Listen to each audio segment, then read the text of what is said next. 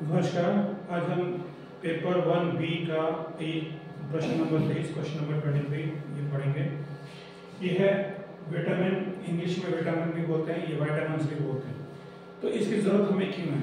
हमारे शरीर को देखिए, शरीर को स्वस्थ रखने के लिए हमें विटामिन्स चाहिए। अगर आपने शरीर को, और ये जो विटामिन्स हैं ये हमारे शरीर के अलग अलग अंगों को स्वस्थ रखने में काम आते हैं। अब कैसे, एक एक हम पढ़ लेते हैं कि कौन सा विटामिन जो है शरीर के कौन से अंग को स्वस्थ रखता है। आइए, कहता विटामिन पर एक लिखिए, right an article on vitamin. Vitamin या विटामिन भी कहते हैं।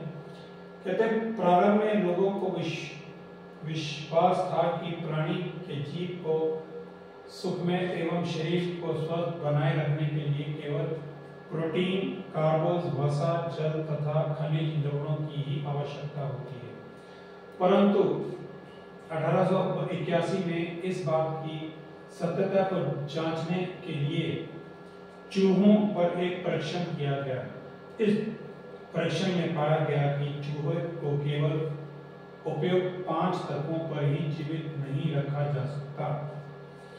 इसके उपरांत भी इस संबंध में कई परीक्षण किए गए। अंत में निष्कर्ष निकाला कि शरीर को स्वस्थ रखने के लिए कुछ अन्य पोषक तत्वों की भी आवश्यकता होती है, जैसे कि विटामिन। सन 1912 में इन तत्वों को जीव तत्वों अर्थात विटामिन या जीवनीय तत्व का नाम दिया गया, जिसका अर्थ है समुच्च मात्रा में जीवन के लिए अत्यंत आवश्यक पदार्थ। इन तत्वों में रहित भोजन अनेक प्रकार के हीनता रोग उत्पन्न करता है। इन रोगों को परिणाम स्वरूप लोगों को मृत्यु तक का शिकार होना पड़ता है। विटामिन की कमी के कारण शरीर में निम्नलिखित हानियां होती हैं, जैसे कि हानियां देखिए, पहले हम हानियां पढ़ेंगे। शरीर की सहन शक्ति नष्ट हो जाती है। शरीर की जो सहन शक्ति है वो हमारी नष्ट। भोजन के प्रति अरुचि उत्पन्न हो जाती है तथा नींद में भी कमी आ जाती है। नेत्र दृष्टि निर्बल हो जाती है। हमारी जो दृष्टि है वो धुंधली होती चली जाती है। बच्चों की हड्डियां मुड़ जाती हैं। आपने देखा होगा कि हम उनको पोलियो का रोग देते हैं, लेकिन उनकी हड्डियां मुड़ जाती हैं।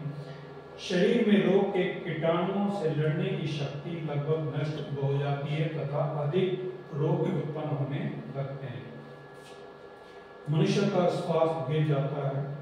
शरीर के तंतुओं में भोजन द्वारा प्राप्त सार पदार्थ को सोखने की शक्ति प्राप्त नहीं रहती।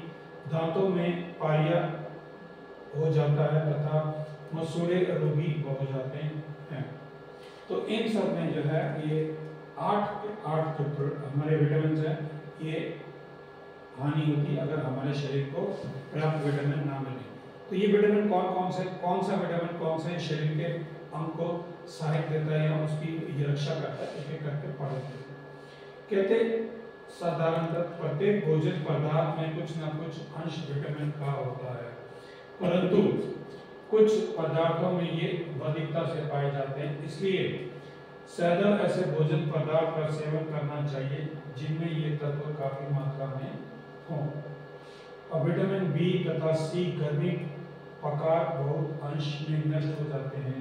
इसलिए भोजन पकाते समय इन विटामिन पदार्थों को बहुत अधिक गर्म ना किया जाए। गर्म करते समय उनको भली प्रकार ढक देना चाहिए ताकि उनकी भाप ना निकल सके। भोजन पकाने या तलने में यदि मीठा सोडा, बेकिंग पाउडर का प्रयोग किया जाता है तो भोजन से विटामिन बी, सी, ई नष्ट हो जाते हैं।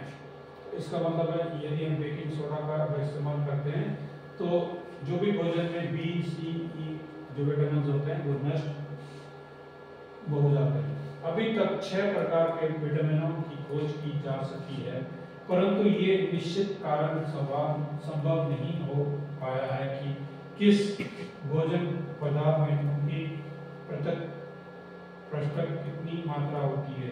कुछ विटामिन जल में घुलनशील होते हैं, जैसे विटामिन बी, B2 तथा सी। विटामिन ए, डी, ई और के वसा में घुल जाते हैं। इन विटामिनों के संबंध में प्रमुख जानकारी इस प्रकार है। पहले हम पढ़ेंगे विटामिन ए। विटामिन ए हमारे शरीर में क्या करती है उसको पढ़ते हैं। यह विटामिन वसा में घुलनशील होता है। इसका शरीर में संचय किया जा सकता है। ये शरीर के उचित विकास एवं वृद्धि के लिए बहुत ही आवश्यक तत्व है। इसके अभाव में शरीर अनेक रोगों का शिकार बन जाता है। उपयोगिता। अब विटामिन ए खाने से हमें क्या क्या लाभ होते हैं? 7 लाभ है, देखिए। इनके सेवन से शरीर में रोगों के आक्रमण को रोकने की क्षमता उत्पन्न हो जाती है, इसलिए इसे रोग निरोधक तत्व कहते हैं। शरीर के पूर्ण विकास में यह सहायक होता है। हड्डियों के निर्माण तथा वृद्धि के लिए ये अनिवार्य तत्व है। यह हमारे शरीर में श्वसन तंत्र एवं अन्य तंत्रों की शारीरिक झिल्ली को कोशिकाओं को स्वस्थ रखता है। ये उन्हें कार्य करने योग्य बनाए रखने में भी सहायता देता है। ये त्वचा के स्वास्थ्य के लिए ये आवश्यक है। ये पाचन क्रिया को ठीक रखता है। ये कैल्शियम के शोषण के लिए आवश्यक है। ये नेत्रों को स्वस्थ रखता है तथा प्रकाश प्राप्त करने में सहायक होता है। अब देखिए 7 प्रकार के विटामिन ए से 7 प्रकार जो है हमारे शरीर में ये मदद करता है। अब कहते हैं विटामिन ए के अभाव में शरीर की वृद्धि रुक जाती है और पूर्ण विकास में बाधा पड़ती है। देखिए एक तो शरीर को ये वृद्धि में ये बढ़ाने में काम करता है। दूसरा है नेत्रों में रतौंधी नाइट ब्लाइंडनेस रोग हो जाता है। बहुत सारे लोगों को नाइट ब्लाइंडनेस होती है जिनको रात में नहीं दिखता है। और रोगी मंद प्रकाश एवं अंधेरे में देख नहीं पाता है, उसे हम नाइट ब्लाइंडनेस कहते हैं। चर्म शुक्र पड़ जाती है। श्वास मार्ग पे शारीरिक कला अस्वस्थ हो जाती है। परिणाम स्वरूप श्वास संबंधी संक्रमित रोग हो जाते हैं, जैसे शहद, निमोनिया, इन्फ्लुएंजा आदि होने के संभव बढ़ जाते हैं तथा आमाशय व्रण भी हो सकता है। इसका मतलब है ये बीमारियां हमें ये सारी नेत्र से रिलेटेड हैं। तो ये जो चीजें हैं हमें विटामिन ए जो है वो रेगुलरली खाना चाहिए। अब इनके साधन ये कहाँ से मिलते हैं? ये विटामिन पशु प्राप्त वसा, ये वसा मतलब फैट, जैसे घी, दूध, दही, पनीर, मक्खन, जिगर, अंडा, मांस और मछली के तेल आदि में अधिकता से पाए जाते हैं। जो लोग मछली नहीं खा सकते, आजकल मछली के तेल का कैप्सूल आता है तो वो आप खा सकते हैं। इन पदार्थों में प्राप्त विटामिन ए बहुत लाभकारी होता है, किंतु ये भोज्य पदार्थ महंगे होने के कारण निर्धन व्यक्तियों को ये उपलब्ध नहीं होता, क्योंकि ये सारे महंगे हैं। देखिए घी महंगा है, दूध, दही, पनीर, मक्खन, जिगर ये सब महंगे हैं। तो आम आदमी जो गरीब आदमी वो इसको अफोर्ड नहीं कर सकता, तो उसको चाहिए कि मछली के तेल का जो कैप्सूल आता है वो खा सकता है।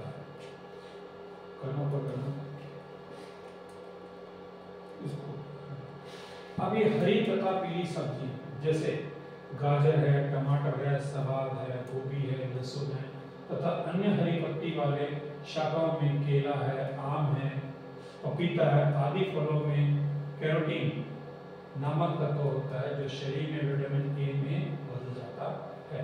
तो अगर हम महंगे पदार्थ नहीं खा सकते तो गाजर है, कच्ची गाजर खाओ, कच्चे टमाटर खाओ, ठीक है, कच्ची फूल गोभी खाओ, लहसुन खा लो। ये सब कच्चे खाने से ये ज़्यादा लाभदायक होते हैं, क्योंकि जब हम इनको पकाते हैं तो इनकी जो शक्ति है वो खत्म हो जाती है। जैसे केला तो आम मिल जाता है, ठीक है ना, ये केला तो 12 महीने मिलता है तो केला आदमी ये खा सकता है। ये पपीता भी 12 महीने मिलता है, वो भी आदमी खा सकता है। अब कहते हैं विटामिन ए पर ताप का कोई विशेष प्रभाव नहीं पड़ता। तो उस पर ताप का कोई प्रभाव नहीं होता, अथवा एवं भोजन पकाने में ये नष्ट नहीं होता। निम्नलिखित पदार्थों में से किसी एक के प्रयोग करने से प्राप्त होती है। एक बूंद हैलीविट बलीवर ऑयल, ठीक है, ये हैलीविट बलीवर ऑयल का एक बूंद, जैसे मैंने आपका एक छोटी चम्मच कॉड लिवर ऑयल, ये जो कॉड लिवर ऑयल है मैंने आपको कहा कैप्सूल मिलते हैं, इनके कैप्सूल्स मिलते हैं, तो खा सकते हैं। लगभग 60 ग्राम पालक, लगभग 300 ग्राम मक्खन, लगभग 250 ग्राम टमाटर, लगभग 1.5 लीटर दूध, 100 ग्राम हरी सब्जी से विटामिन ए की सभी दैनिक आवश्यकताएं की पूर्ति हो सकती है। निर्धन व्यक्ति भी हरी सब्जियों का प्रयोग कर सकता है। बालकों तथा गर्भवती स्त्रियों को विटामिन ए की अपेक्षाकृत अधिक आवश्यकता होती है। अगला जो विटामिन है वह है विटामिन बी। अब विटामिन बी क्या करता है, ये भी विटामिन जल में घुलनशील होता है, इसका शरीर में संचय नहीं हो सकता। विटामिन बी में कई विटामिन सम्मिलित हैं, इनमें B1 है, B2 है, B3 है, B6 है तथा B12 ये अधिक महत्वपूर्ण। अब देखिए हम लोग एक ही जानते हैं विटामिन बी, लेकिन अब देखिए इसके विभिन्न विटामिन B1 है, 2 है, 3 है, 4 है, 6 है, 1 2 3 4 5। इसका मतलब विटामिन बी में 5 विटामिन और हैं जो हमें जान लेनी चाहिए। अब कहता विटामिन B1 हम पहले लेते हैं, ये जल में घुलनशील है, ये थायमिन के नाम से ये पुकारा जाता है, ये डॉक्टर लोग इसको जानते हैं। ये शरीर को पूर्ण स्वस्थ रखने में, उसका विकास करने के लिए परमावश्यक है। इसकी 1 मिलीग्राम दैनिक आवश्यकता होती है, कितना हमें चाहिए, खाली 1 मिलीग्राम दिन में चाहिए। उपयोगिता, शरीर की वृद्धि करता है तथा पेशियों के लिए नियंत्रण आवश्यक है। पाचन शक्ति में वृद्धि करता है, ये शरीर के आंतरिक अवयवों को कार्य संपादन हेतु आवश्यक शक्ति प्रदान करता है।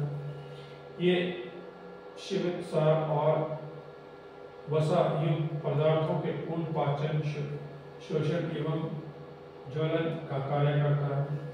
मनुष्य की तंत्रिका तंत्र तथा हृदय संबंधी रोगों से रक्षा करता है। रक्त में रोग के कीटाणुओं से संघर्ष करने की क्षमता इसी विटामिन से प्राप्त होती है। अब आगे जो है इसके ये अभाव से भूख मारी जाती है। अगर आप विटामिन B1 नहीं लोगे तो आपकी भूख खत्म हो जाएगी, शरीर निर्बल और आलसी हो जाता है, चक्कर आने लगते हैं, शरीर का क्रियाशीलता कम हो जाती है तथा मानसिक संतुलन बिगड़ जाता है। शरीर के अंगों में खुजलाहट और पीड़ा होने लगती है, हाथ पैरों में सूजन हो जाती है। बेरी नामक रोग इसी का न्यूनता में परिणाम स्वरूप होता है। अब ये कहते हैं हमें विटामिन जो बेरी है ये बीमारी बदल जाती है। अब साधन है कि हम B1 कहाँ से प्राप्त करें। कहते हैं विटामिन B1 जो आपको खमीर, मांस, अंडा, जिगर, सबून या नाजो विलेशकर उनके छिलके आदि में अधिक मात्रा में होता है। अब हम लोग क्या करते हैं, देखिए छिलके में होता है, तो आजकल हमें आदत पड़ी, हम छिलके वाली दाल नहीं खाते हैं, हम धुली हुई दालें खाते हैं। तो धुली हुई दालों में इतनी ताकत नहीं होती जितनी छिलके वाली दालों में ताकत होती है। तो हमें कोशिश करनी चाहिए कि ज़्यादा से ज़्यादा हम छिलके वाली दालें उपयोग करें या खाएं। अब कहता है मटर हो गया, सीम हो गया, सोयाबीन होगी, गाजर, गोभी, लहसुन, दूध आदि में इनकी मात्रा कम होती है। चावल को मिल द्वारा तैयार करना विटामिन बी के नष्ट होने का कारण है, क्योंकि चावल को जब मिल से तैयार करते हैं तो उसका छिलका उसको पॉलिश कर देते हैं, दालों को भी पॉलिश करते हैं। जो दालें पॉलिश होती हैं, चावल पॉलिश होते हैं, तो ये B1 की मात्रा खत्म हो जाती है। भारतवर्ष में विटामिन B1 का मुख्य स्रोत अनाज है, वही छिलके वाला। इनसे कुल आवश्यकता का 60 से 85% प्राप्त होता है। बाल अवस्था में ये मुख्य दूध में प्राप्त होता है। तीव्र ताप से या अधिक देर तक ये उबालने से ये विटामिन नष्ट हो जाता है। थोड़े समय तक ये उबालने की क्रिया को ये सहन कर लेता है। अब जो इसमें ये जो वाक्य है इसमें दिया गया कि हम लोग क्या करते हैं, अगर हम कढ़ाई में या पतीले में टोपी में अगर हम दाल बनाते हैं तो वो अच्छी बनती है। हम लोग कुकर का इस्तेमाल करते हैं, कुकर में ज्यादा सीटी लगने से इसकी जो वैल्यू है वो नष्ट हो जाती है।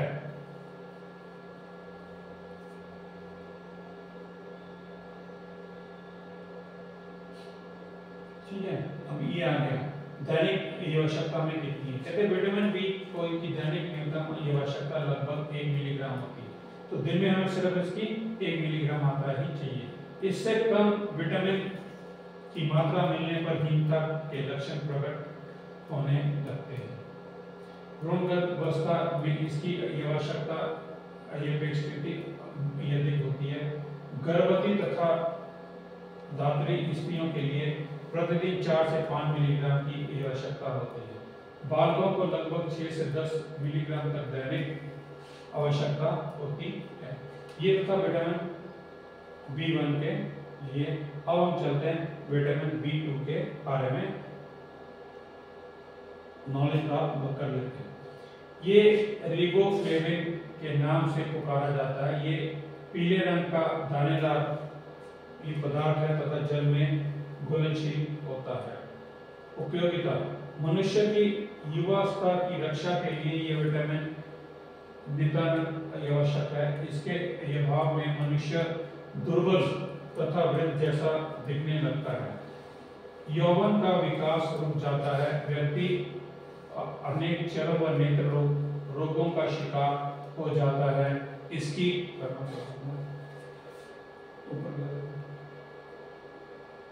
इसकी हीनता की सबसे प्रारंभिक दशा में मुंह और होंठों के दोनों कानों पर त्वचा की शिलेमिक कला का रंग जाता है, ये सफेद सी हो जाती है।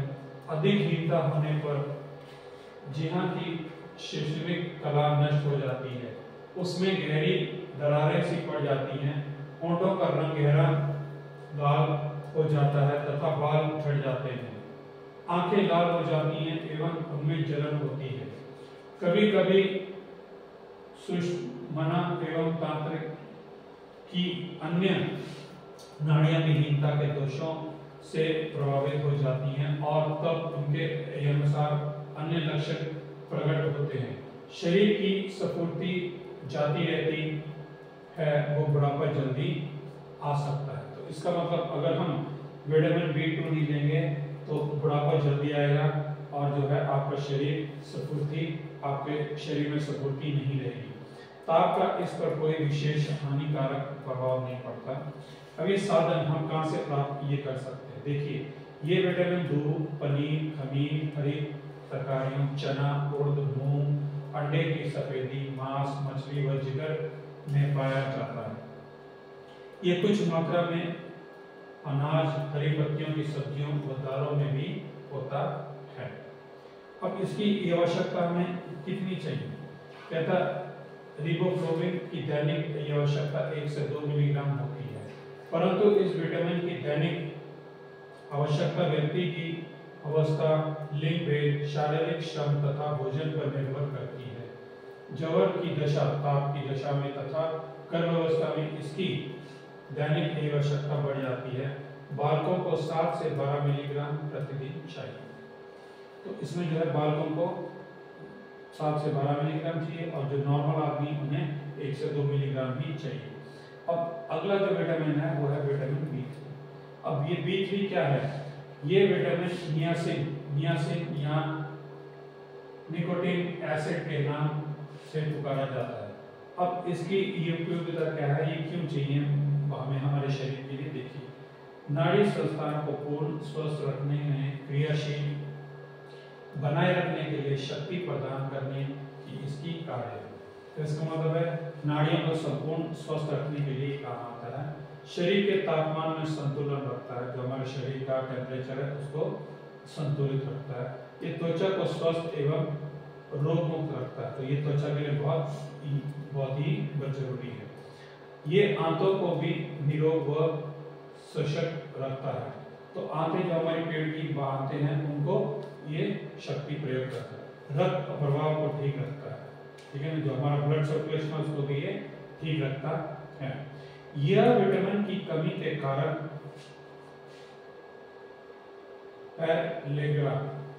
पैलेग्रा नामक रोग उत्पन्न हो जाता है। जीभ व आंतों को शल्यमिक झिल्ली, तालू और मसूड़ों पर सूजन आ जाती है। इसका मतलब ये जो है पैलेग्रा हमारे मुंह का रोग है, मुंह में जो रोग लगते हैं, और रोगी की भूख कम हो जाती है, वो शरीर निर्बल हो जाता है, त्वचा तो विशेषकर हाथ व पैरों की प्रभाविता हो जाती है। तो ये देखिए, ये इसने क्या बोला है, आंतों पे सॉरी जीभ उसकी आंतें, तालू और मसूड़े, मुंह में सूजन आ जाती है, रोगी की भूख कम हो जाती है, शरीर हमारा दुर्बल हो जाता है, ठीक है, और विशेषकर हाथ और पैरों में ये प्रभावित होती है। अब ये साधन देखिए,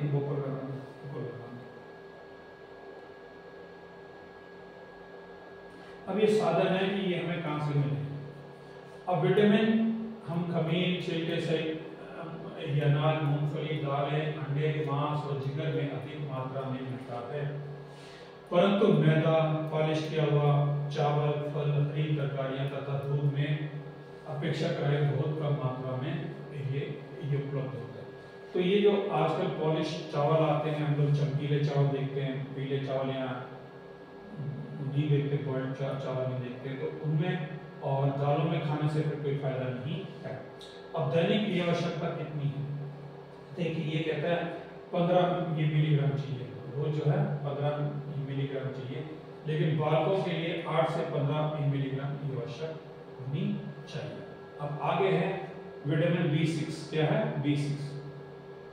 B6 जो है पायरोडॉक्सिन।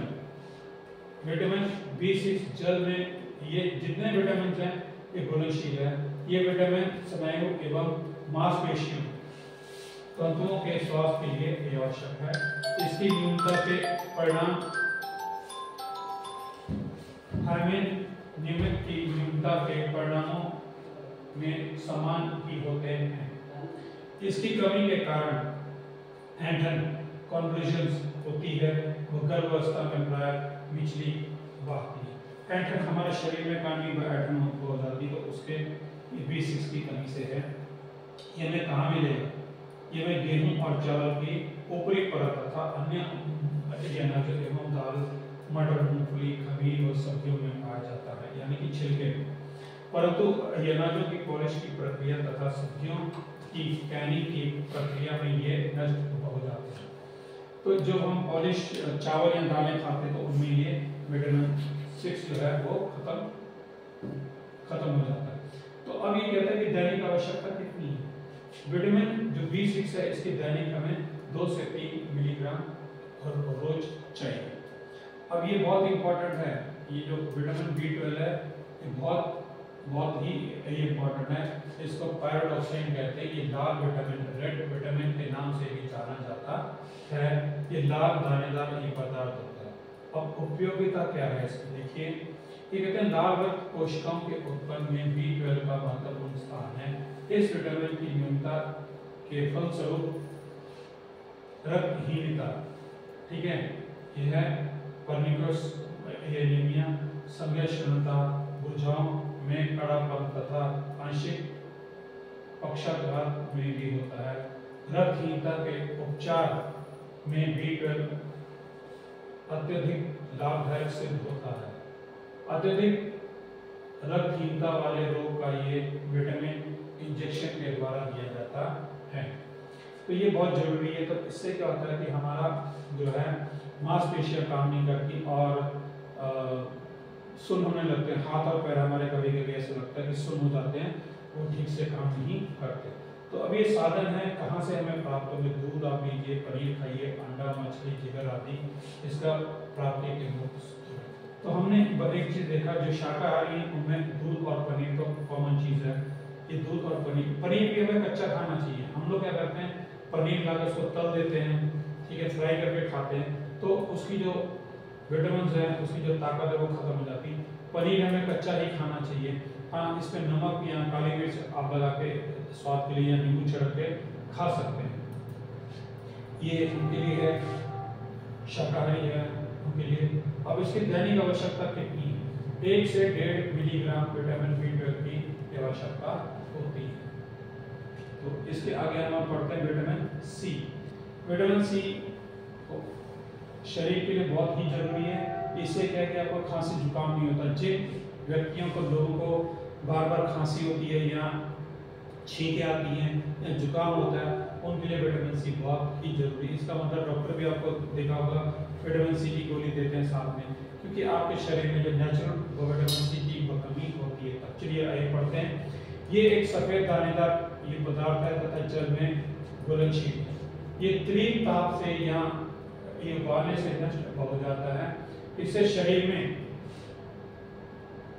नहीं किया जा सकता, इसलिए इसे प्रतिदिन भोजन में प्रयुक्त करना चाहिए। इसको एब्जॉर्बिक एसिड के नाम से पुकारा जाता है। इसे एंटी स्कारबिन विटामिन भी कहते हैं, क्योंकि इसका प्रयोग स्कारबी नामक रोग को रोकने के लिए किया जाता है। उपयोगिता देखिए 5 है, थोड़ा ऊपर करना।